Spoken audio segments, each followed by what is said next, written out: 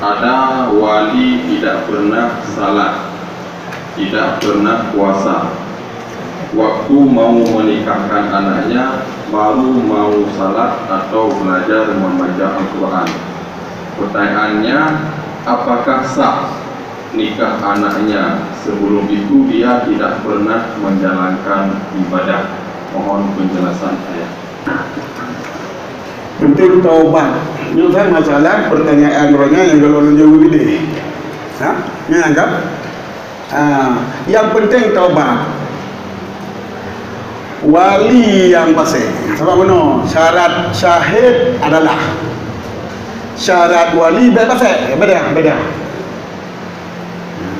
Sebab pakan berat saksi. Sebab saksi kita dia wali yang terbatas kan? Maka kebupu syarat wali itu. Wali pasir. Menyoba saksi harus adil. Apa beda adil dengan pasal? Ngana pasal. Menyo adil malakah drog gonya manajik tabiat drog haruk bubut dosa raya dan hang bubut kaya tu dosa bubut yang adil itu. Menyo hana pasal kali bubut dosa kita taubat nyang kalkun hana pasal. Jadi menyo wali hana semayang berokon gaduh kepada taubat. Mana tobat gejazam latih konya semayang jenuh yang katinggal ke semayang yang belum tinggal itu semayang dan hang bubut dosa raya le dan hang bukai itu dosa boleh ka gejazam latih langsung dia bernikah. Hana payah istibra dari pendapat yang agak mutamat li Muhammad Ramli. Tetapi khilaf yang begah hang bada jadi mukhalafun pe yang begah hang bada payah istibra itu. Yang namun menyojino kengkahe. Jadi jimumat pendapatnya apalagi karena fatwa dan kegiatannya Muhammad Ramli mengajar simpul moni tu Sirbani. Tobatan saya kan baru sowajan pulang. Ya. Tobatan saya tak. Coba dulunya belum melengkapi syarat-syarat tobat. Ya.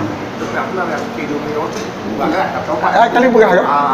Ya dam han tak boleh dosa. Kalau tinggal. Yang syarat tobat. Ya dam han tak boleh reka. Walaupun golong tatu menggerak mazalim menajib. Golong tatu mengkadar semayang. Ini mana halam. Ini syarat dia nak syarat ini. Tobat begitu tobat orangnya kan ada di pasal itu. Tapi minyohana kata tak pasal lalu dah. Yang nak boleh. Asal ada ke pernikahannya boleh pasal. Dia baca ibarat betul.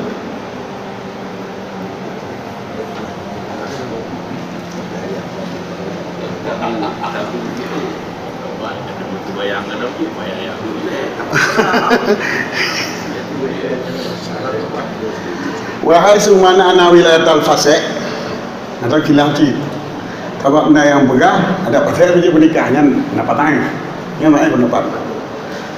Olehnya di Imam Ghazali digonyan menyo kira-kira wali pasal mana ke pernikah dari kawake pasal. Yang ke wali pasal dia Imam Ghazali. Dia bab malu-mandumnya walaupun pendapatnya tak yakin ketimbang pendapat yang lain. Tapi wahai sumana ana wilayah kita ada bab pendapat kuat. Hanjit dan wali leure pasal muru gepegah le barawi ila tabah zawajah bil hali sai kai tobat ibu kawin lagi bawa tengan ya